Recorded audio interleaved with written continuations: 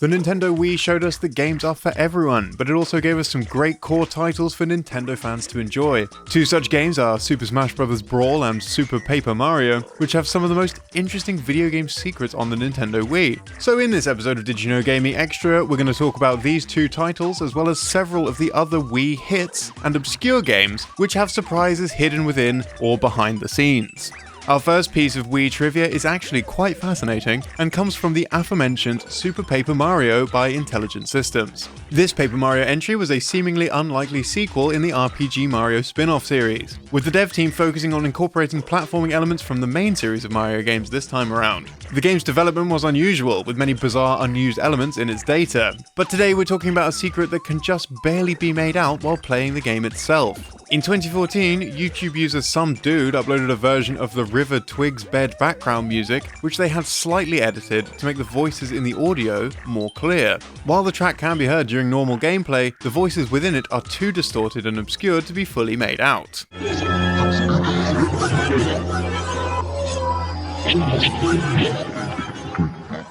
Even with the audio edited, most of the voices are far too mangled to make any sense of. But at one point in the audio, there seems to be a fairly clear English-speaking voice which says, "Save us, please."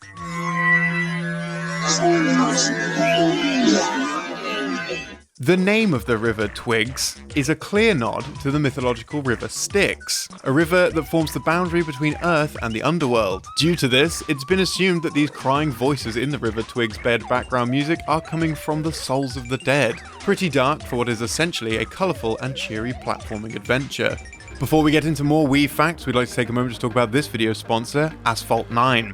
Asphalt 9 is a free arcade racing game that's easy to pick up and play, but hard to master, and can be played on the go or at home with any Android or iOS device. This realistic racer lets you take the wheel of over 100 licensed supercars, all amazingly rendered with customizable colors and materials, letting you feel the adrenaline of close races and the hype of intense crashes in your hands. Try dominating the competition in Asphalt 9 in a whole range of races with your friends, or by starting your own club and competing for the highest scores on the game's leaderboards. But these races aren't just limited to mobile. Asphalt 9 is expanding into new territory and is now playable on PC, Nintendo Switch, and will be coming soon this month to Xbox with PC crossplay and save file sharing. So if you want to try out this action-packed multiplayer arcade racing experience for free, check out Asphalt 9 using the link on screen or by clicking the link in this video's description. And now, back to the trivia. The Wii sold phenomenally well for Nintendo, but as great a system as it was, it certainly had some rough patches on its release, particularly with the advertised features of some of the third-party titles that launched with the console. Red Steel was set to revolutionize the first-person genre, introducing close-range motion-controlled sword mechanics that, upon release, underwhelmed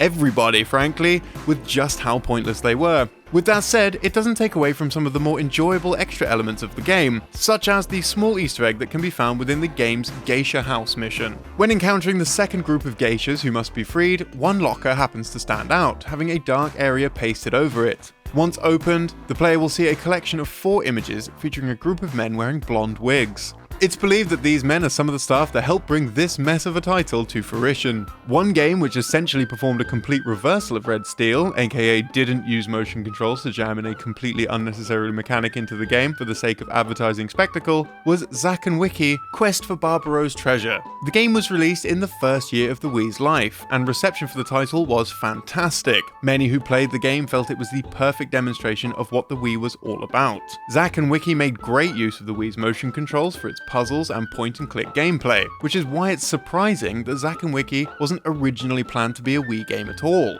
In fact, development on the project started before the Wii was even announced. The game's producer, Hironobu Takeshita, told RevoGamers.net that the team had been developing the idea for some time. They later saw Nintendo's announcement for the Wii and wanted to make their project a Wii title, and the two ideas kinda came together, with Zac and Wiki releasing on the Wii. The Wii controls were a good fit for the title, allowing puzzle-solving aspects of the game to be intricate without getting bogged down with complicated button inputs. While it wasn't always planned as a Wii game, Nintendo's console gave the original concept some life, and the system would become a great place for companies to release projects that otherwise may have never had a home. Muscle March is another example of this. The title was actually created as an arcade game during the age where the arcade scene was truly fizzling out. It almost never saw a release at all until the Wii hit the scene. The game was developed by Bandai Namco with a new team of employees taking on the project. They had a single month to create the game for the arcade market as a way of giving them a valuable experience of taking projects from concept to completion. Their idea was for a game where players utilized joysticks to strike poses with a character. They would make a prototype of the game and demonstrate it at an arcade trade show in Tokyo. But as a result of another arcade company with a similar concept being released around the same time, the company just cancelled the title. When the Wii launched, however, studio veteran Hideo Yoshizawa remembered that the company had this nearly finished idea just sitting around unused. He recognized that, given the Wii used a new form of motion control that could function in a similar way to a joystick, the idea could be reworked for Nintendo's console. He took the game to Nintendo, who responded positively to the concept, and things progressed from there. It may not have been an incredible smash hit, but at least it was given a place in the gaming space at all. Impressive, considering its short production cycle. Another game that had quite an interesting journey of development is the on-rails shooter Resident Evil Umbrella Chronicles. This title retells the story of the survival horror series, bridging the gap between Resident Evil 0, the original, RE2 and 3. What fans may not realise, however, is that the game was originally planned to look and play like Resident Evil 4. However, Capcom took a look at Nintendo's new hardware and decided to mix up the formula. In a video interview with Famitsu, transcribed by IGN, the game's producer, Masachika Kawata, said, "At the initial stage of development, Umbrella Chronicles' play system was similar to Resident Evil 4's, but it was extremely difficult on Wii, too complicated to enjoy. Wii users like easiness. Umbrella Chronicles is not only for game enthusiasts. Complex operability can be an obstacle for Wii users. We want users to enjoy the game's horrifying and creepy world and its thrilling shooting action. By reducing enthusiast-only elements, players can purely enjoy the world." We can't continue talking about games for the Wii without mentioning what is certainly the most hyped game for the system. During its announcement, it managed to keep gamers' anticipation running rampant with slowly released details: Super Smash Bros. Brawl.